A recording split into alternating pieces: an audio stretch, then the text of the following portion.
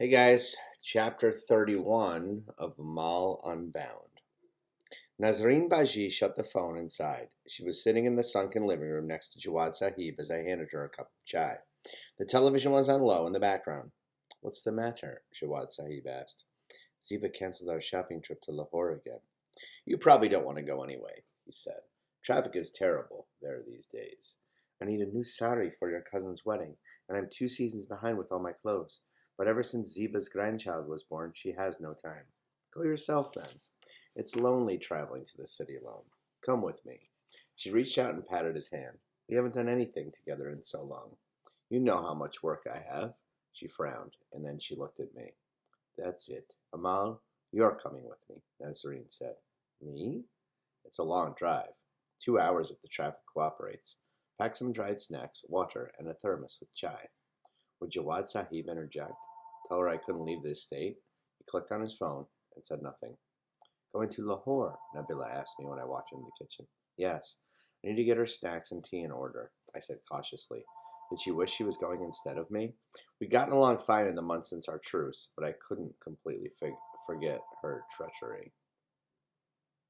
The bags get really heavy, she said. By the end, my arms usually feel like they'll fall off. Make sure to put the bags down every chance you get. Thanks for the tip, I said, and she smiled at me. Sitting across from Nazreen Baji in the black town car that afternoon, we drove past cotton fields, orange groves, and sugarcane fields. Soon my neighborhood snapped into view as we turned down the main street, the same one whose path I'd traveled nearly every week. We passed by the open-air market. Shakuta stood outside, talking to the kufi vendor. I pressed my fingers against the darkened glass, watching the market slide past me out of sight. Was that Shakut? Nazreen Baji asked. Yes, I said. For a second I thought it was his father. It was his father. Things looked quiet there. It's not delivery day. On Tuesdays and Fridays you can find a spot to stand. 2 shipments a week? That's impressive. They've added more spaces in the back. You can't see it from the road. I forget how it is with our villages. Only those who live there know exactly what's going on. We drove past my street, and then for a brief moment my house flitted in and out of view. It looked smaller somehow.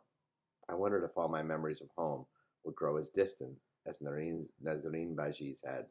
Watching my village slip away in the rear view, I felt like I was losing a piece of myself.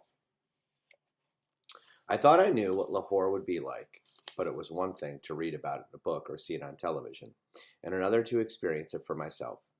Unlike the steady stream of the highway, here, rickshaws, motorcycles, trucks, and cars share the narrow road alongside bicycles and throngs of people.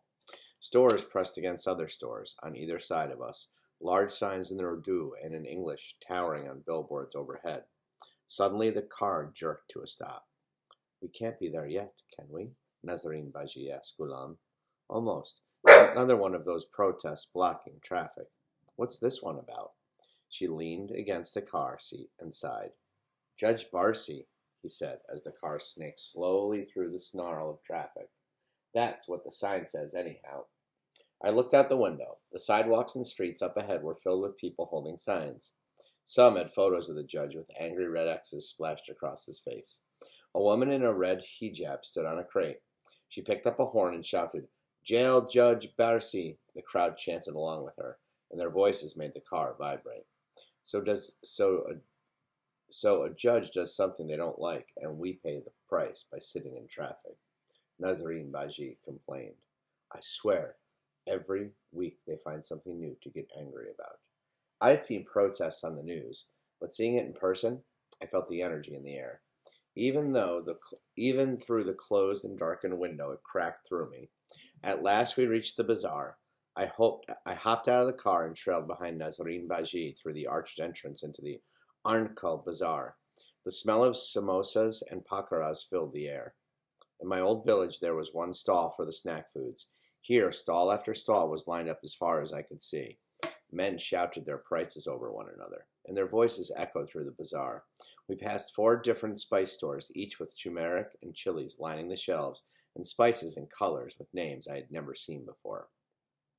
Streams of people brushed past us with the loud bargaining, the laughter, the arguing, and the honking of cars in the distance. Everything felt like it was merging into one beating pulse. And the people, Some girls were dressed like me in plain chakrar kamises. Other girls wore pants and blouses. I saw some fully covered with nothing but their eyes revealed, while others wore short-sleeved shirts. All this time I'd wanted to travel to faraway cities, but here, just a few hours away, was Lahore, another planet. We passed a shoe store, a handbag store, and a shop where rows and rows of bangles lined the walls.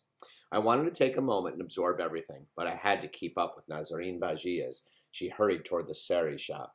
Stepping inside, I stood against the back wall. Nazarene Baji sat down on a red cushioned pillow and pointed to the rows of fabric lining the walls.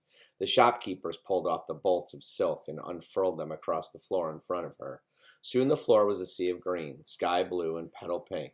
It would take hours for them to put everything back in place, but the men didn't seem to care. Nazarene Baji sifted through the different saris and picked three. I'd never seen anyone shop with the freedom of Nazarene Baji. After the sari shop, she walked into the store after store and simply pointed to what she liked: gold earrings, silver-heeled shoes, ruby-encrusted bangles, and just like that, they became hers. The sun was beginning to set when we got into the car. Nabila was right about the heavy bags. My arms strained from the weight of them. The sky flushed pink when deepened into purple as we drove. It was fully set when we passed our villages. I looked at my school under the glow of the moon. Hafsa's house. My own. You didn't tell me Shabnum is getting married, Nazarene Baji said. Shabnum? I repeated. That was Hafsa's oldest sister. Shakut's daughter.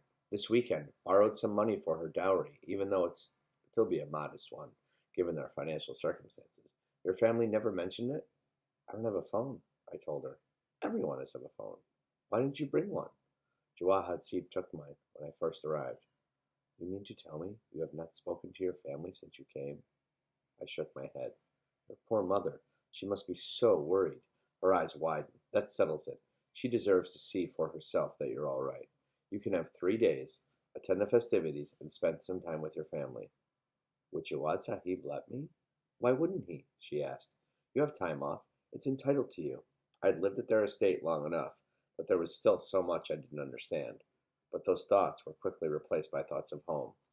How badly did I miss the familiar curve of my bed, my mother's food, Seema and my little sisters, my friends. I knew I should thank Nazarene Baji, tell her how much this meant to me. But how could I possibly express my gratitude? Words failed. I could go home. However, briefly, I could go home.